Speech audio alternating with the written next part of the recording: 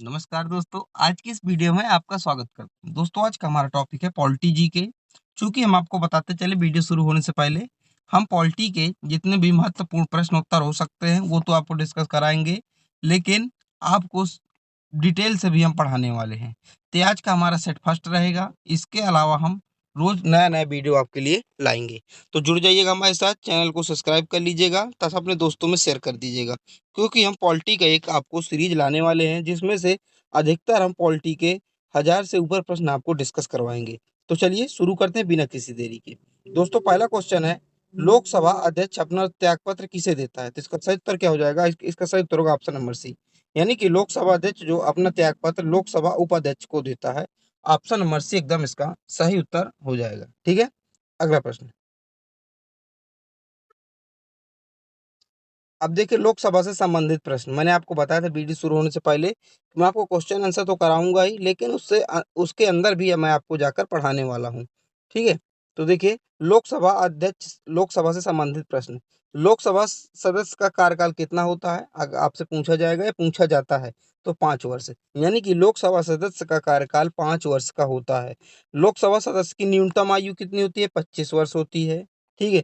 संसद के दोनों सदनों का सभापति कौन होता है? लोकसभा अध्यक्ष जो होता है संसद के दोनों सदनों का सभापति माना जाता है। अब देखिए आपको एक ट्रिक से याद करा देता हूँ। यानी कि लोकसभा सदस्य का कार्यकाल कितना होता है? 5 वर्ष। कितना होता है दोस्तों? 5 वर्ष। यानी कि अगर कोई 2 बार बन जाता है तो 5 इंटू 5 कितना हो जाएगा? 25। तो आपको मान मान के चलना है कि लोकसभा अध्यक्ष का जो सदस्य का कार्यकाल होता है वो 5 वर्ष का होता है और वो 25 वर्ष का है। कितने वर्ष का है? 25 वर्ष का है और 5 वर्ष उसका कार्यकाल होता है। समझ में आ गया? चलिए अगला प्रश्न। अगला प्रश्न है, भारतीय संविधान में मौलिक कर्तव्यों को किस देश के संविधान से लिया गया है? तो इसका सही उत्तर क्या हो जाएगा? काफी सरल प्रश्न है। इसका सही उत्तर हो जाएगा ऑप्शन नंबर डी, रूस। यानी भारतीय संविधान में जो मौलिक कर्तव्य है वो रूस से लिए गए हैं। ये बहुत पूछे जाते हैं। मैं आपको आगे बताऊंगा कि कौन सी चीज हमारे संविधान से देश के संविधान से ली गई है। देखिए राष्ट्रपति की आपातकालीन शक्तियां कहाँ से ली गई हैं दोस्तों? ये ली गई हैं जर्मनी से। प्रस्तावना की भाषा तथा समवर्ती सूची का प्रावधान ऑस्ट्रेलिया से लिया गया है। संघ सूची और राज्य सूची देखिए कनाडा से लिया गया है।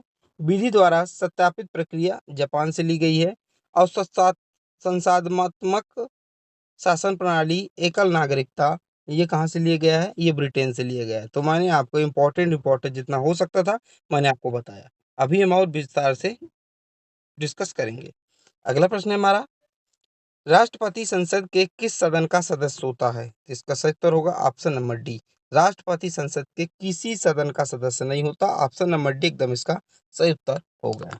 ठीक है? आप लोगों को वीडियो कैसी लग रही है आप लोग बताइएगा। देखिए अब राष्ट्रपति से संबंधित प्रश्न जितने हो सकते हैं हम डिस्कस करेंगे। देखिए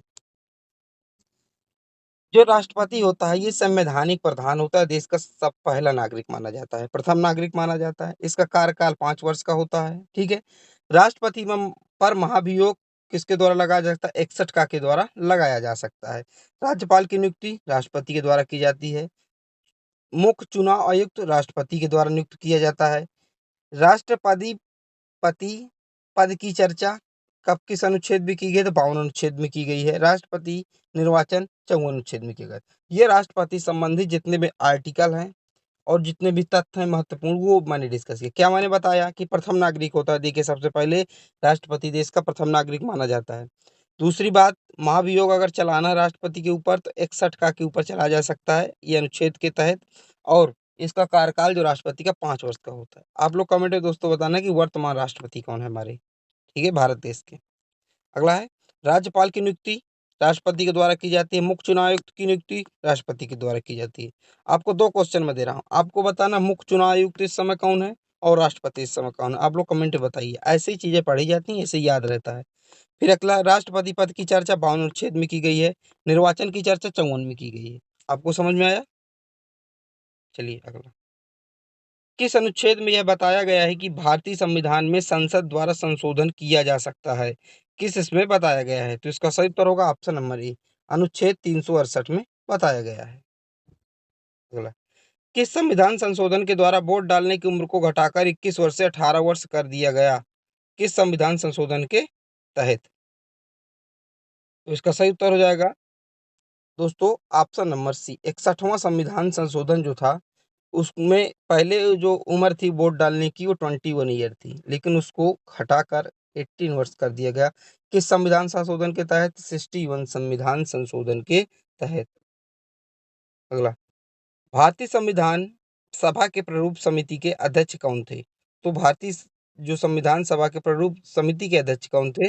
वो बी आर अम्बेडकर थे। ऑप्शन नंबर भी एकदम इसका सही उत्तर हो जाएगा, वी आर अम्बेडकर बाबा साहेब। ठीक है। देखिए, संघीय समिति के अध्यक्ष अगर पूछा जाए तो जवाहरलाल नेहरू थे। इनसे कंफ्यूजन होता है, आप लोग इसकी स्क्रीनशॉट ले लीजिए, एकदम अभी याद कर लीजिए। संचालन समिति के अध्यक्ष कौन थे? होते थे ये राजेंद्र प्रसाद थे। और वैधानिक सलाहकार कौन थे? वी एन राव थे। ये आपको ये चार चीजें याद कर लीजिए एकदम। ठीक है। अगला, भारतीय संविधान की किस प्रस्तावना में समाजवादी और धर्मनिरपेक्ष शब्द को किस संविधान संशोधन द्वारा जोड़ा गया? यानी कि प्रस्तावना में समाजवादी और धर्मनिरपेक्ष शब्द को किस संविधान संशोधन द्वारा जोड़ा गया? तो 42 संविधान संशोधन, यानी कि 42वां संविधान संशोधन।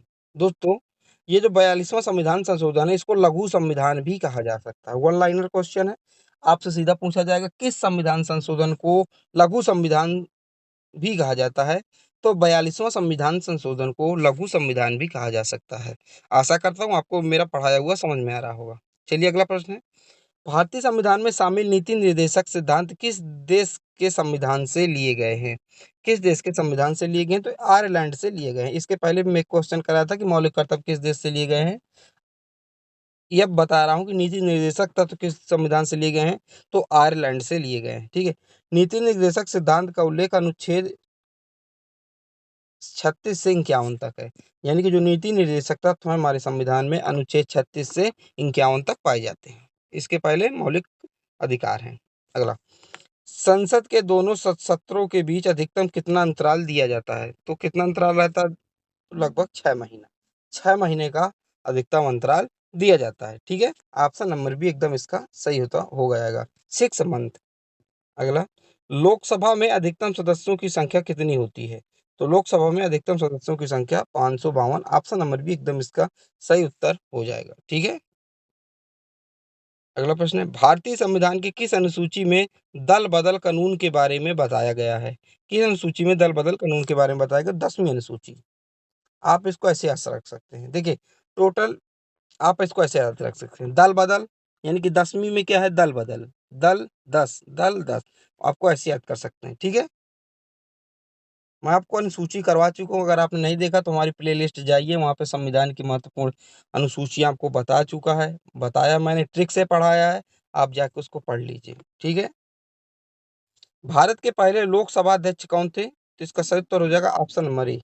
ऑप्शन नंबर ए इसका सही उत्तर होगा, जीबी मवलकर साहब जो थे भारत के पहले लोकसभा अध्यक्ष थे। ठीक है।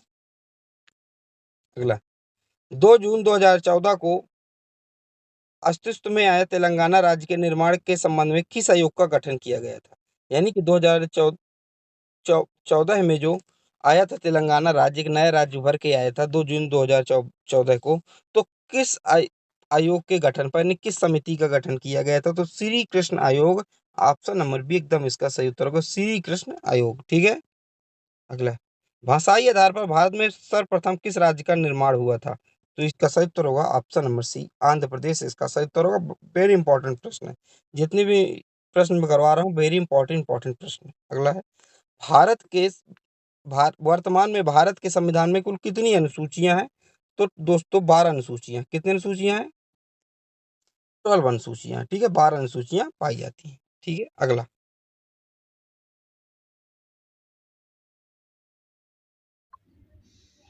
अगला है, भारतीय संविधान के किस अनुच्छेद में धन विधेयक की परिभाषा दी गई है? तो इसका सही उत्तर हो जाएगा ऑप्शन नंबर डी, अनुच्छेद 110 में धन विधेयक की जो है परिभाषा दी गई है। अगला प्रश्न है, संविधान के किस अनुच्छेद में स्वतंत्रता के अधिकार के बारे में बताया गया है? यानी कि स्वतंत्रता के अधिकार के बारे में बताया गया है। तो ऑप्शन नंबर बी इसका एकदम सही उत्तर हो जाएगा। ठीक है। यानी कि मौलिक अधिकार है, मौलिक अधिकार में दूसरा है स्वतंत्रता का अधिकार। ठीक है, तो किस पूछा है किस अनुच्छेद में स्वतंत्रता के अधिकार के बारे में बताया गया है, तो 19 से 22 से स्वतंत्रता के अधिकार के बारे में बताया गया है। ये मैं मौलिक अधिकार भी आपको करवा चुका हूँ। आप लोग न देखे हो तो आप लोग मेरी प्लेलिस्ट को देख लीजिए, मैं सभी चुनिंदा टॉपिकों को करवा चुका हूँ। अगला, राष्ट्रपति को पद की शपथ कौन दिलाता है, तो इसका सही उत्तर हो जाएगा ऑप्शन नंबर सी, भारत का मुख्य न्यायाधीश जो है राष्ट्रपति को पद की शपथ दिलाता है। ठीक है। अगला, भारत का प्रथम विधि अधिकारी कौन होता है, तो इसका सही उत्तर होगा ऑप्शन नंबर सी, महान न्यायवादी जो भारत का पहला विधि अधिकारी माना जाता है। अगला प्रश्न है, जनता का सदन को लोकसभा का नाम कब दिया गया, यानी कि जनता का सदन को लोकसभा का नाम कब दिया गया, तो 1954 में। यानी कि पहले नाम था जनता का सदन, फिर इसको लोकसभा कब किया गया, तो 1954 में। ठीक है, किया गया। ये आज की वीडियो का लास्ट क्वेश्चन था। आप लोगों को कैसा लगा आप लोग कमेंट में ज़रूर बताइएगा। और अगर आपको पीडीएफ चाहिए हो तो आप लोग डिस्क्रिप्शन पे जाइए, वहाँ पे आपको लिंक मिलेगा टेलीग्राम, उसको ज्वाइन कर लीजिए, आपको पीडीएफ आसानी से प्राप्त हो जाएगी। चलिए मिलते हैं अगली वीडियो पर, जब तक के लिए जय हिंद जय भारत।